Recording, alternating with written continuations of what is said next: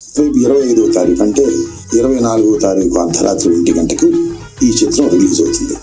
ఈ చిత్రం నాకున్న అవగాహన మేరకు, నాకున్న పరిజ్ఞానం మేరకు ఖచ్చితంగా హిట్ అవుతుందని నేను అనుకుంటున్నాను. దానికి ప్రధానమైన కారణాలు ఏమిటంటే, పవన్ కళ్యాణ్ గారు ఇంతకు ముందు నటించినటువంటి 2 చిత్రాలు కూడా, ఒకటి బ్రో, 2 హరిహర వీరమల్లు అనుకున్నంత విజయాన్ని సాధించలేకపోయాయి.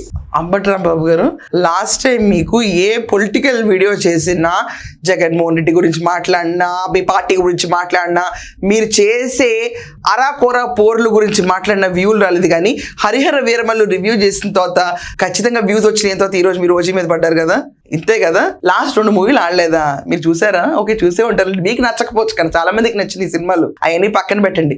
మీరు అందరు చెక్ చేయండి. ఆయన వెళ్ళి ఆయన యూట్యూబ్ ఛానల్లో 55,000 60,000 దాటింది ఆయన లాస్ట్ టైం హరిహర వీరమల్లు గురించి రివ్యూ చేస్తే.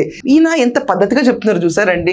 ఒక ప్రాపర్ దూరదర్శన్ టైంలో శాంతి స్వరూప్ గారు ప్రశాంతంగా న్యూస్ చెప్తారు చూడండి, అలా ఫిలిం రివ్యూస్ అంబటి గారు ఇంత ఎక్స్పర్ట్ అయిపోయారు. టీ-షర్ట్ వేసుకొని నుంచి రివ్యూస్ చెప్పేస్తున్నారు. హడావిడి ఏంటో తెలుసా, ఆయన అమెరికా వెళ్ళిపోతున్నారు. వెళ్ళిపోయే ముందు కూడా సినిమా రివ్యూ చేసి ఆయన ఛానల్లో సబ్స్క్రైబర్స్ కోసం ఇంత కంటెంట్ ఇచ్చేస్తున్నారంటే మళ్ళీ ట్రావెలింగ్ లో కష్టం అవుద్ది కదా. అమెరికా అంటే 24 గంటలు తిన్న సీలోపి చెప్పినట్టు 24 అర్ధరాత్రి ఓజీ రిలీజ్ అయిపోతుంది. చాలా ఎఫర్ట్ పెట్టారు. 2 సినిమాలు ఆడలేదు, ఈ సినిమా ఆడుతుంది, రాష్ట్ర ఉప ముఖ్యమంత్రిగా చేసిన సినిమా, ఇవన్నీ చెప్తున్నారు చూడండి.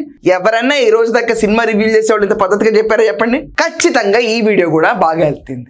ఊపులో ఏ సబ్జెక్ట్ ఉందో అది పికప్ చేసుకుని ఆయన యూట్యూబ్లో పెట్టడమే గొప్పతనం.